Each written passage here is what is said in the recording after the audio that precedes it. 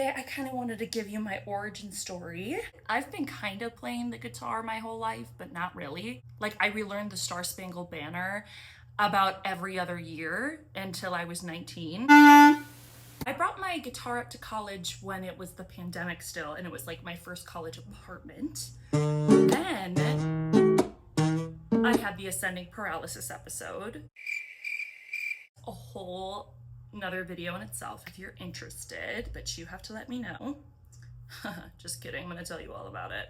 Just not right now. TLDR, it was the start of an autoimmune disorder. They still don't know what kind it is. But coming out of that, I moved back up to school, new apartment.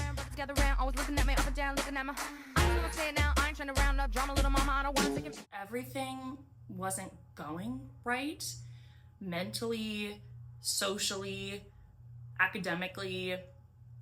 It all felt like it was harder, and it felt like it was because of me. And that's how I started songwriting. I came home from my 21st birthday brunch. I got 3 people to come out. They ignored me. They talked about how weird it was that I was back from my ascending paralysis episode. And one of them like stormed off. Weird. It was the weirdest. I came back just sobbing. I don't know if you've ever tried fighting somebody in the mirror, but sometimes I do that when I'm playing the guitar, and that resulted in this first kind of melody that I ever wrote. Cause being with you is worse than being alone. At least when I'm alone, I don't have to swallow tears. I just let it all out. A slobbery, goobly mess about. My friends don't care whether or not I am there. A snobbly, goobly mess, who knows where. I still kind of like that, but I knew like maybe at 5 chords. At least when I'm alone, I don't have to swallow tears. Yeah, I was mentally unwell. I remember literally trying to hide that I was crying while all my friends were in the same room. Yeah, nobody noticed. And so that's where that lyric inspiration came from. There's no pity party like me and my guitar, and I will stand by that. It's my party, I can cry if I want to.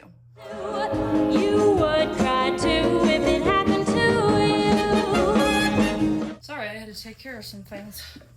It's a Sunday here in Milwaukee. All right, so where were we? I was talking about getting into music because I'm fucking mentally ill.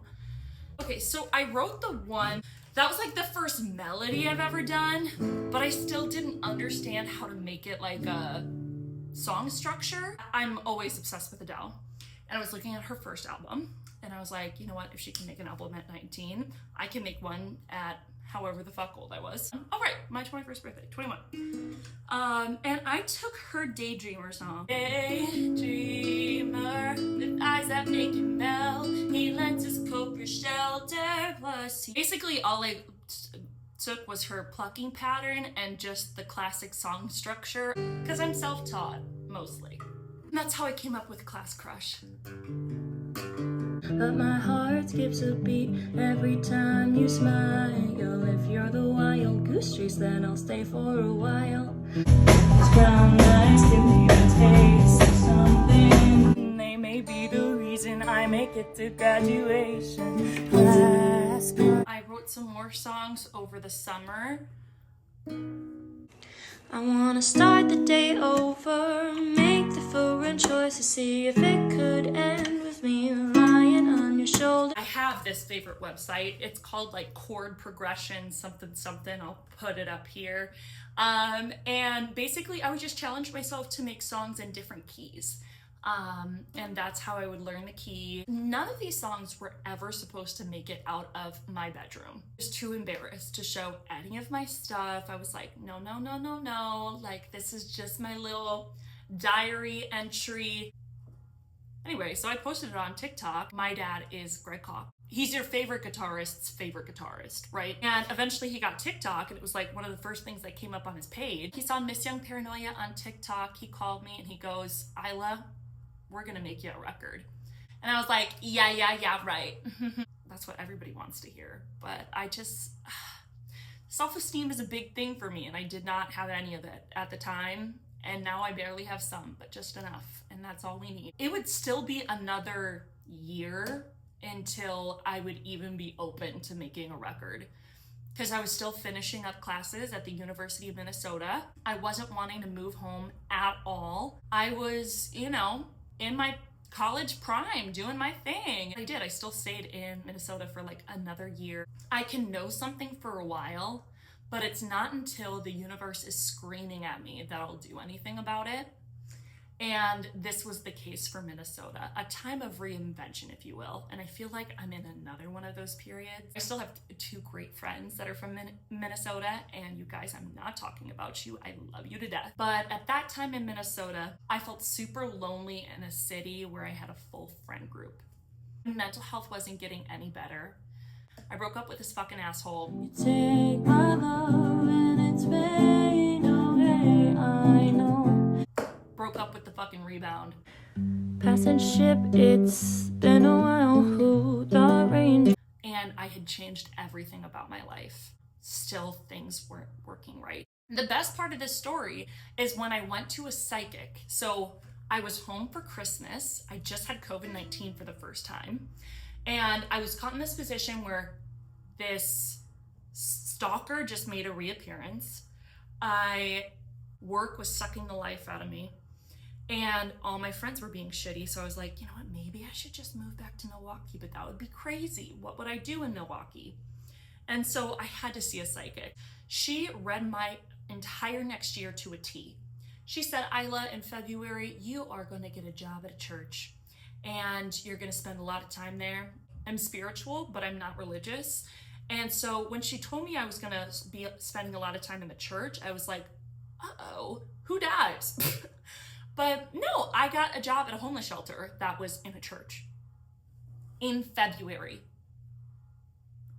Anyway, but she said, Minneapolis is cooler, but you have something to do in Milwaukee with your dad. So of course I moved to Milwaukee.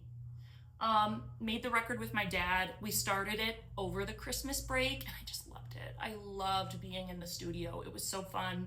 I'm pretty sure I have a couple get ready videos that I made at the time because I've always wanted to be a fucking vlogger, okay? Ever since iCarly, if we're gonna be fucking for real. The record was made inside a breathalyzer factory. So our recording studio was a family friend's, Steve Hamilton, called Making Sausage Music. Now, Steve Hamilton inherited a breathalyzer factory till he built a new factory, bought a new factory, and built a recording studio inside of it. And that's where we made this fucking record. We were one of the first people in there, from what I understand. And I'm gonna stick to it right now. Yeah, but still, that was 23. Just to give you a little bit more of a timeline, 2021, I started writing. 2022, my dad started convincing me to come home. 2023, started making a record. 2024, moved home, started performing at open mics for the first time.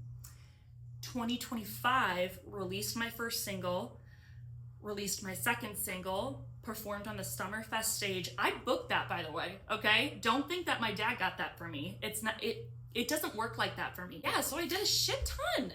And now 2026, my album's out. It made it into Milwaukee Magazine. And then I started my own band in 2026 too. My first band broke up in 2026 as well. I don't know. I don't want to talk about this anymore. Let's talk about something else. Now that I'm in this kind of transitionary period again, I'm going to be focusing a little bit more on music. So I got to figure out how to make some money so I can go part-time at work. And that's going to take me like a year. So nobody from work give me any shit. We're going to even see if that happens. Play more, get a band. But as of right now, I'm going to start booking myself. I do think my artistry is evolving because I'm evolving as a person. I'm not dating at all this year. Every time I've done the toe dip back in, I've just been reaffirmed that it is not time yet.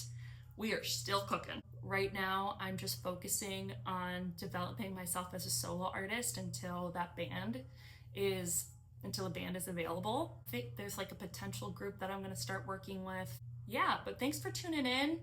Next week, I'm not sure what I'll do yet. Maybe I'll talk about my No Men 2026.